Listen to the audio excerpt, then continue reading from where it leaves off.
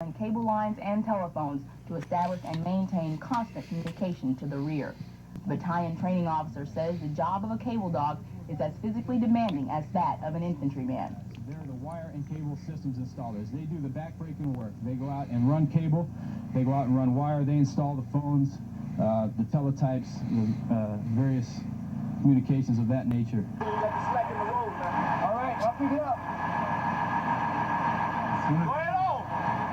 While the companies compete against one another on speed and proficiency, safety is an important factor. Time is added to a unit's completion time if the evaluators note an unsafe act. One of the evaluators talks about some of the difficulties of being a cable dog. For an internal cable wiring, they're working all hours of the day. They can get called because if a track runs over the cable, they still got to fix it, whether it's day or night. And they're counted on 100% through the exercise. The NCOIC of the operation summarizes the cable dog in these words. In a garrison environment, in a field environment, if you have a field phone or a teletype line that happens to go out, the 31 Limas, the cable dogs, they're the ones that actually do it. So they're more or less the unsung heroes. What you have seen here today is a group of hard-working soldiers who are seldom seen, yet they play a very vital role in ensuring a continuation of critical communications in a field environment. The unique aspect of this operation is that it's totally planned, organized, and supervised by non-commissioned officers. I'm Army Sergeant Teresa Price for AFN News. 34th Signal Battalion, but a recent Alpha Company exercise proved to be out of the ordinary, as Sergeant Lisa Neidinger explained. Field duty took on a new dimension with a recent exercise throughout the Rhineland-Pfalz region. Soldiers of Alpha Company, 44th Signal Battalion, spent 6 days in a combat scenario. This exercise is unique to the fact that it's been planned and orchestrated strictly by the non-commissioned officer corps. We have had staff element help at the officer level due to the fact that they've got to be the one that signs the papers. Outside of that, it's been NCO business. The Signal soldiers exercised in support of an infantry division, establishing communication sites and moving forward. We've been under a lot of stress. First couple of days, nobody really got any sleep because we was playing it for real. So like, we're playing the second phase now, and we're strung out again. It's given us a more of a feel of what our job would really be like, combat situations. Despite stress and little sleep, the soldiers appreciated the training. When we go out to the field, then, we basically, this is where we learn our job, more or less, because everything's up to you, whether, it goes in or, stays up or whatever.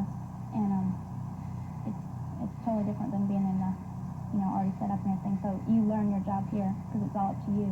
We're all equal. Everyone carries their own weight. And those are street corps and what Alpha Company definitely setting the example. We are fighting 44. Tomorrow night we'll look at how this exercise will help mold future leaders and update Army standards. Reporting from Grunstadt, Army Sergeant Lisa Neidinger, AFN News. From the major networks, wire services, and public affairs offices, with reports from AFN correspondents in Central Europe and the United Kingdom. NCO Artent helped soldiers of the 44th Signal Battalion decide how to train in the future. Sergeant Lisa Neidinger shows us this exercise in Grunstadt. In times of combat, communications become critical.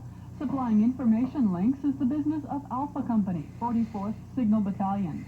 Soldiers of the Fighting 44th recently conducted an Army Training and Evaluation Program, or RTEP, exercise. But this trip to the field was only for the soldiers.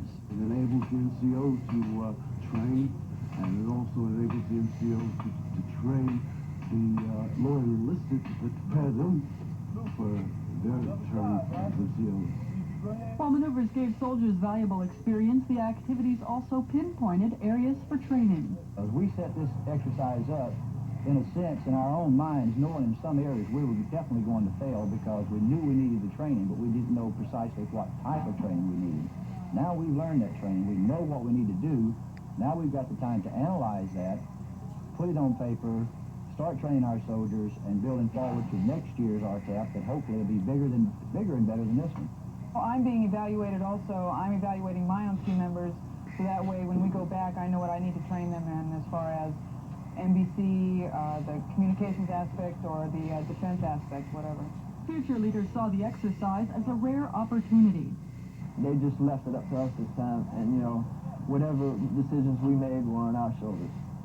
Actually, it showed me what kind of weaknesses I had in the ways of leadership or making decisions. I knew I could make decisions and take that leadership role. It's just I had to find out how to implement it and how to, you know, make the best use of it. Signal technology changes rapidly, and soldiers of the 44th hope results of their exercise will help update the new RTEP manual. Reporting from Grunstadt, Army Sergeant Lisa Neidinger, AFN News.